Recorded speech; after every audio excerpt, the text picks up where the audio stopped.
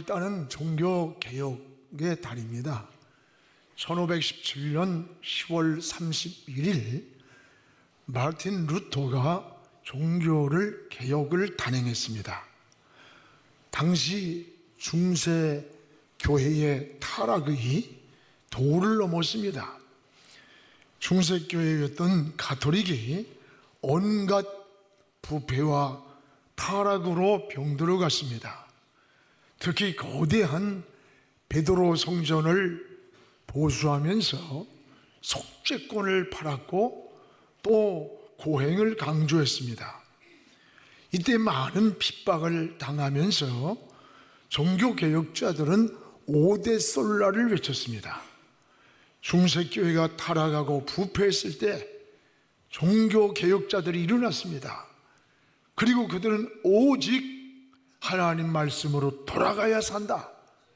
이거에 오직 하나님 말씀으로 돌아가야 산다고 부르짖었습니다. 그리고 다시 하나님 말씀으로 돌아갈 때 교회가 회복이 되었고 세상을 변화시킬 수 있었습니다.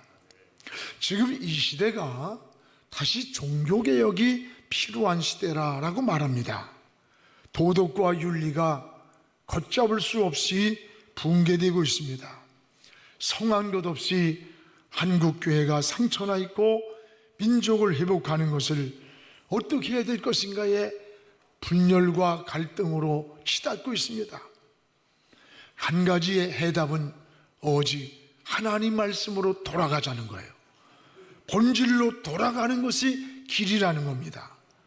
그래서 종교개혁자들은 당시에 신앙의 본질을 5대 솔라라고 했습니다. 이 솔라라는 말은 히라보로 오직이란 뜻입니다. 오직 5가지. 그 중에 하나는 오직 성경입니다. 성경으로 돌아가자. 오직 성경만이 우리 신앙과 삶의 기준이 됩니다. 오직 성경으로 돌아가야 합니다. 성경만이 생명이요 빛이요 양식이 됩니다. 다시 하나님 말씀으로 돌아갈 때 교회가 회복이 되었고 세상의 변화가 일어났습니다. 또 하나는 오직 그리스도입니다. 영원한 생명으로 가는 길은 오직 예수 그리스도밖에 없습니다. 종교 자은주의 또는 세속주의가 탕류처럼 밀려오는 이러한 시대에 우리가 타협하지 않는 신앙을 지키는 거예요. 피가 모자란다고 물을 섞어서 수혈할 수는 없습니다. 영원한 생명의 길은 오직 예수 그리스도입니다. 예수님만이 길이고 예수님만이 평안이고 예수님만이 안식이고 예수님만이 인생의 해답입니다. 또 하나는 오직 믿음입니다. 오직 믿음으로 구원을 받았습니다. 오직 믿음으로만 천국에 갑니다. 믿음을 떠나 어떤 것도 하나님과의 관계를 가질 수가 없습니다. 진정한 신앙이 뭡니까?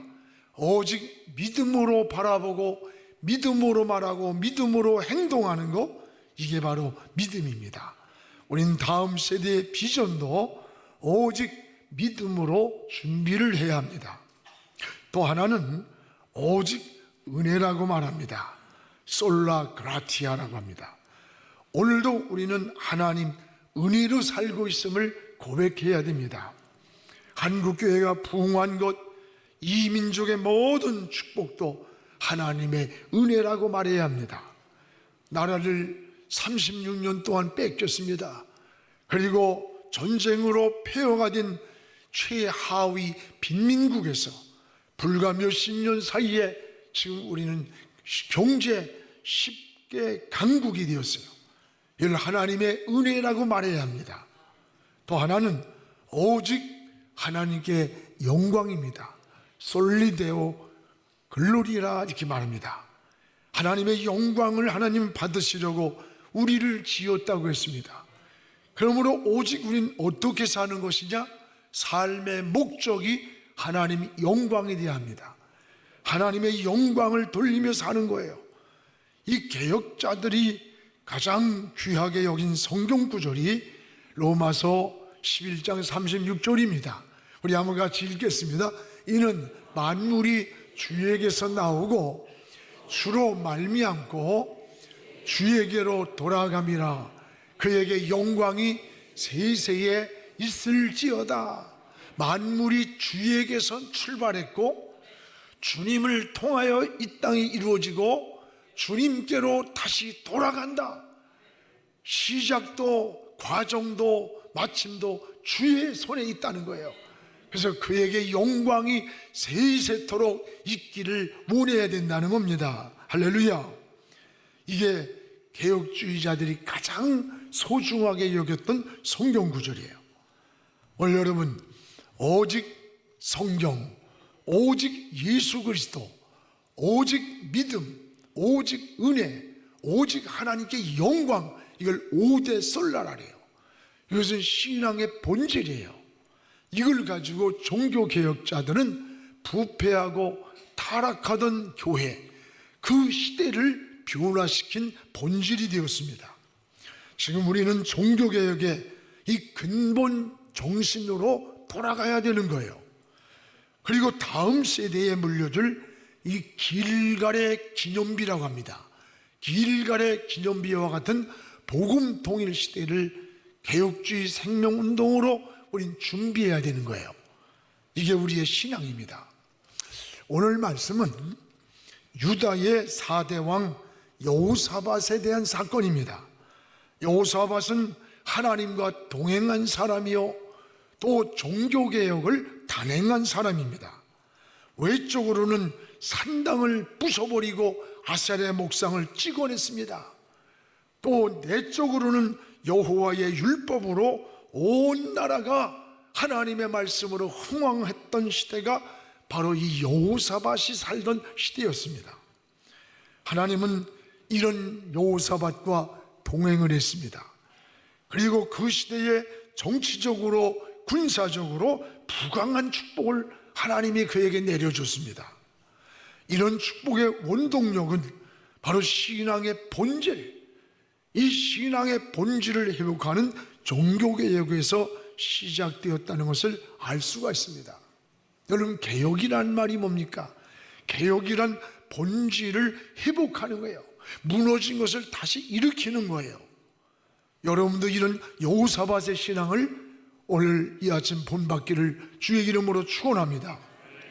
무엇보다 여기 보면 하나님은 여호사밧과 함께 했다 그랬습니다.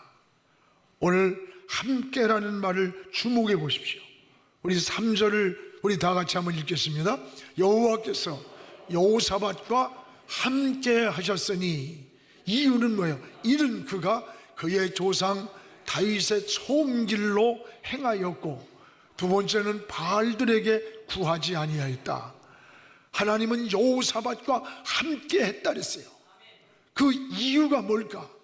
그의 조상 다윗이 걸어간 처음의 그 길을 같이 걸어갔다는 거예요.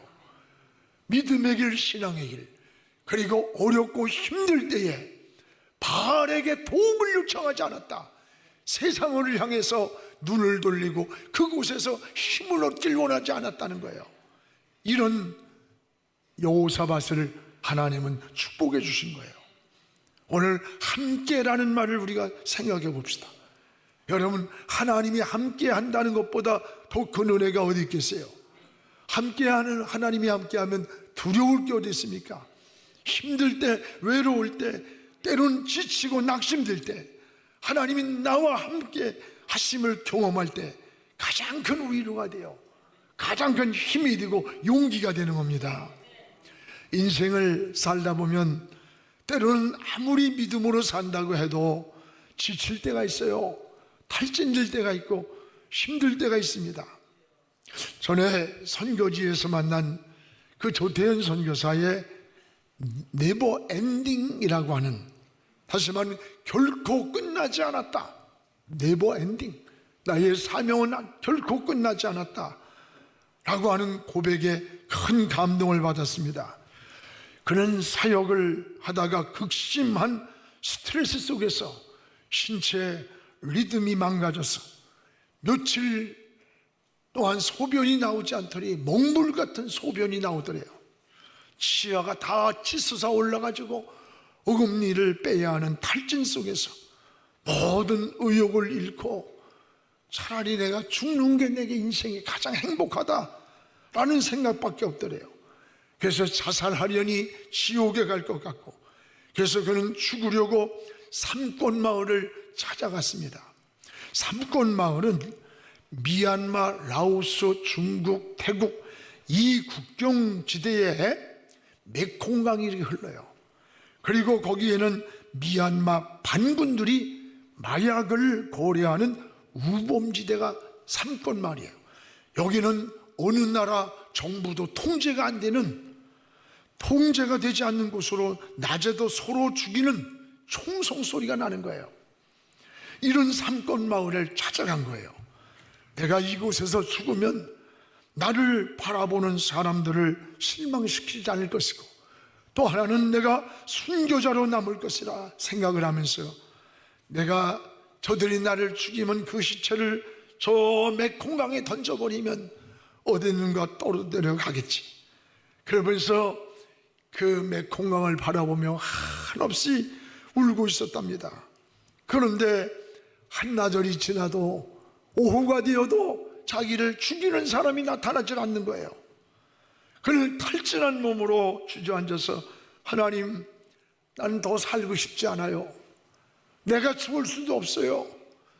빨리 내 생명을 데려가 달라고 막 엉엉 울고 있었대요, 거기서. 근데 어느 순간에 마치 귀에 들려오는 것처럼, 무슨 소리가 들려오는 것처럼 마음속에 들려오는 소리가 있더래요. 내가 너와 함께하고 있다. 결코 내 사명은 끝나지 않았다. Never ending. Never ending. 결코 끝나지 않았다. 내가 너와 함께하고 있다. 네 사명은 결코 끝나지 않았다. 이게 가슴 속에 막 들려오더래요. 그래서 무릎을 꿇고 한없이 울면서, 죽고 싶어도 죽음까지도 자신을 피해가는 것을 깨달았다. 죽고 싶은데 죽음까지도 피해가더라는 거예요.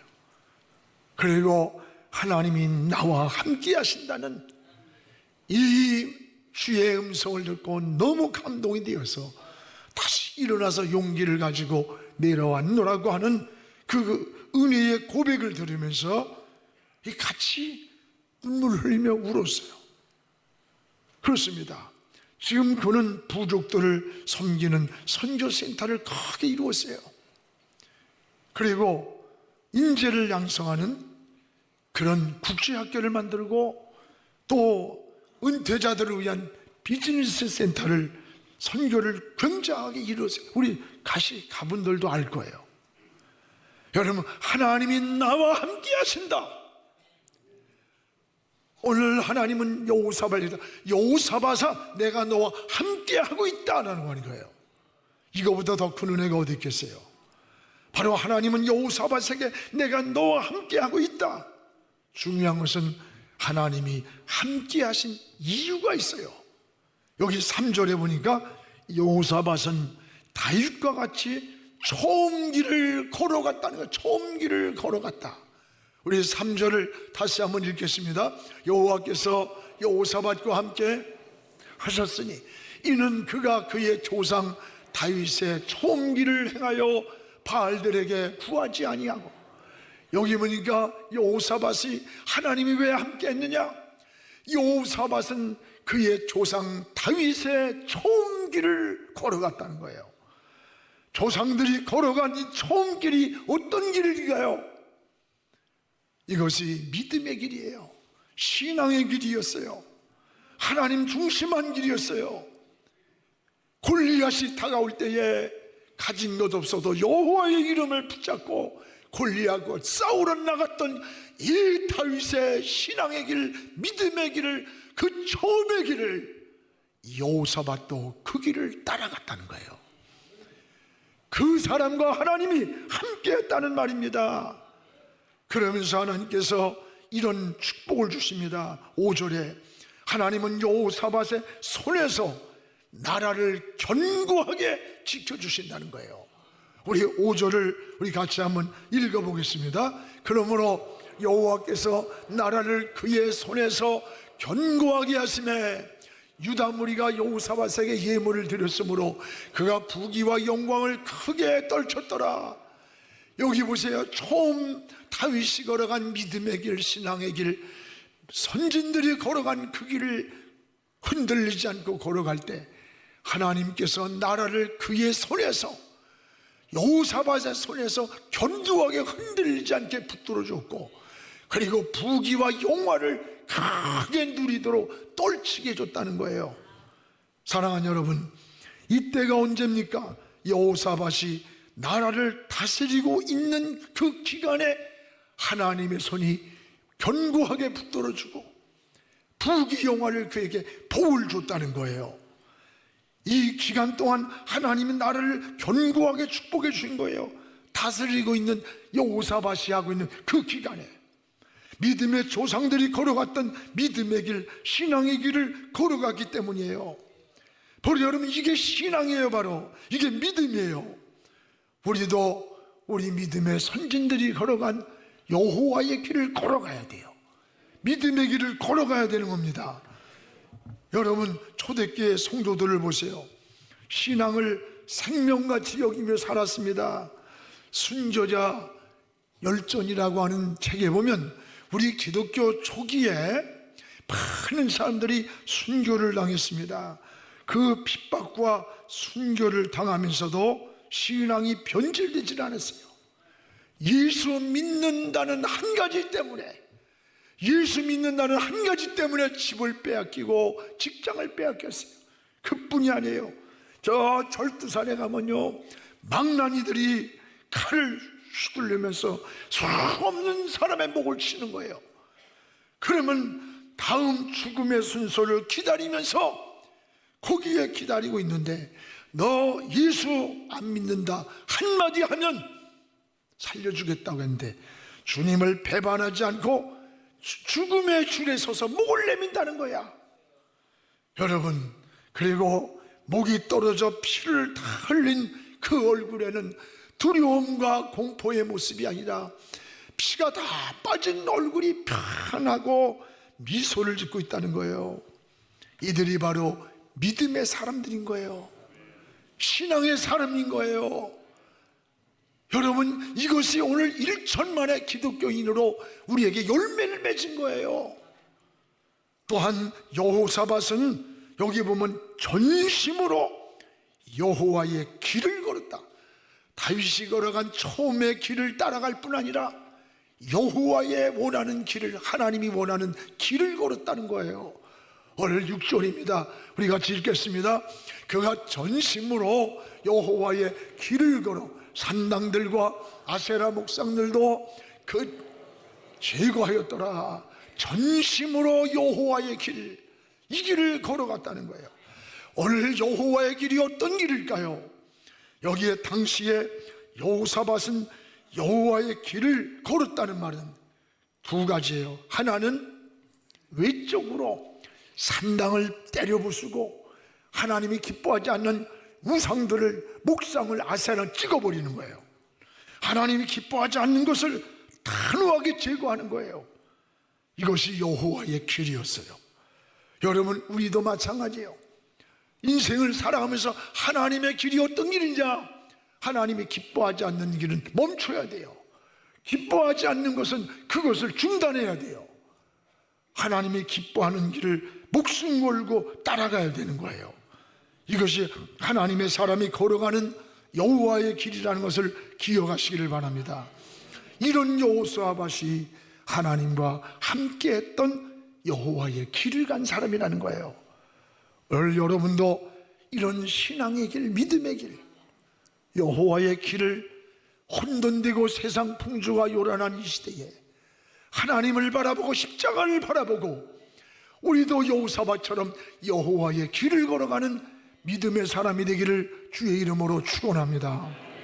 또 하나는 여호사밧 시대에 말씀이 흥왕했어요. 참 기가 막힌 겁니다. 말씀이 막 흥했어요. 그 시대에 오늘 9절에 보세요. 9절에 우리 같이 한번 읽겠습니다. 9절을 시작.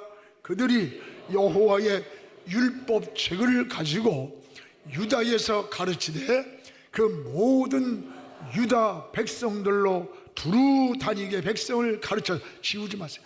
여기 뭐 두 가지. 여호와의 율법책을 가지고 어디서 가르쳤냐? 유다는 나라의 그 나라에서 온 백성들에게 율법책을 선포하는 거예요. 그리고 마을마다 성읍들에 들어가서 두루 다니면서 백성들에게 여호와의 율법을 가르쳤다는 걸 가르쳐. 이게 뭡니까? 그 시대 영적으로 말씀이 흥했던 시대라는 거예요. 말씀이 역사하고 말씀이 풍성했고, 말씀이 있을 때 여러분 풍성하던 그 시대에 재앙이 없습니다. 여러분 재난이 없습니다. 전쟁이 멈춥니다. 전염병이 멈췄어요. 여러분 재난이 많고 재앙이 많고 전쟁이 많은 것도 우연이 아니라는 거예요. 여호와의 말씀이 풍성하던 때 하나님은 재앙을 막았어요. 재난을 막았어요. 전쟁을 막았어요. 하나님이 풍요를 주셨고 번영을 주셨던 거예요. 여러분 얼마나 하나님의 말씀이 풍성하던 느헤미야를 보세요. 느헤미야 9장 3절에 우리 같이 읽어봅시다. 이날은 나 4분의 1은 그 제자리에서 서서 그들의 하나님 여호와의 율법책을 낭독. 나 4분의 1을 서서 하나님 말씀을 읽었던 거예요. 그리고 나 4분의 1은 죄를 자백하며 그들의 하나님 여호와께 경배했어요. 이럴 때에 느헤미야 8장 9절에 어떤 역사가 일어나나 보세요. 같이 읽겠습니다. 백성이 율법의 말씀을 듣고 다 우는지라 다 우는지라.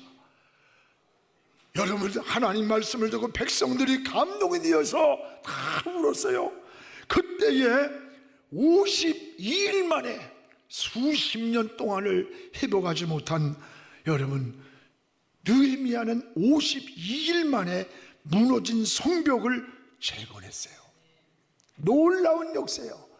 이걸 이룰 때 그들의 기술과 인력 가지고 자료 가져온 게 아니라 이방 나라 왕이 그 좋은 자료를 보내줬어요. 인력을 보내줬어요. 52일 만에 여러분 무너진 느헤미야 성벽을 이룬 거예요. 이거 기적이에요, 기적. 그때가 언제였느냐? 나 4분의 1을 하나님 앞에 성경 말씀을 붙잡고 믿음으로 살던 때예요. 그렇습니다. 오늘 여호사밧도요 온 유다 땅에 다니면서 말씀 운동이 일어나는 거예요.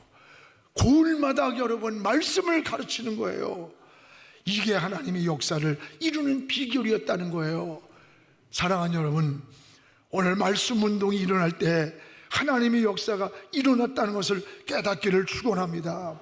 여러분 종교개혁의 본질이 뭐냐? 하나님 말씀 운동이에요. 말씀으로 돌아가는 거예요. 돌아가는 거. 하나님 말씀이 흥해야 돼요. 흥해야. 이것이 사는 길이요 축복의 길입니다. 오늘 여호사밧 시대의 말씀이 흥할 때 나라가 번영했습니다. 경제가 번영했습니다. 국방이 힘을 얻어서 이웃나라가 두려워 쳐들어오질 못했어요. 우리의 심령도 마찬가지예요. 우리 심령의 말씀이 흥해질 때에 영이 사는 거예요. 우리 정신이 살아요. 민족이 살아나는 거예요. 오늘도 여러분 하나님 말씀으로 채워지기를 축복합니다. 여호와의 말씀은 다림줄이라 그랬어요. 모든 것의 기준이 되는 거예요. 행복의 기준, 방향의 기준, 삶의 기준이 하나님 말씀이 되어야 되는 거예요. 그래서 아모스 8장 11절에 이렇게 말씀합니다. 우리 같이 한번 읽겠습니다. 주 여호와는 말씀이니라.